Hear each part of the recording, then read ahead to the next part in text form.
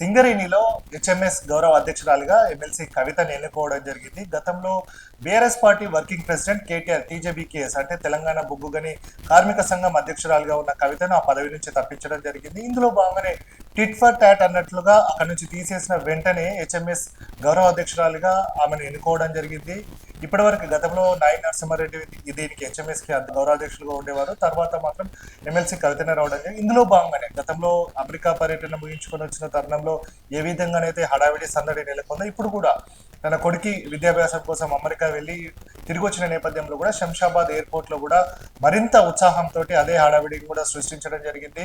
ఏ విధంగానైతే బీఆర్ఎస్ పార్టీకి సంబంధించిన నేతలు తను అవమానపరుస్తున్నారో అగౌరవపరుస్తున్నారో దానికి టిట్ ఫర్ టాట్ గా ఒక సమాధానం చెప్పే విధంగా టీజీబీకేఎస్ అధ్యక్ష పదవి తీసేసినప్పటికీ కూడా హెచ్ఎంఎస్ కి సంబంధించి పోటాపోటీగా మరొకసారి హెచ్ఎంఎస్ కి గౌరవాధ్యక్షురాలుగా ఆమెను ఎన్నుకోవడం జరిగింది. దాన్ని చూపించే విధంగానే ఈ రోజు శంషాబాద్ ఎయిర్పోర్ట్ లో కూడా కార్యకర్తలు ఎంతో సందడి చేశారు.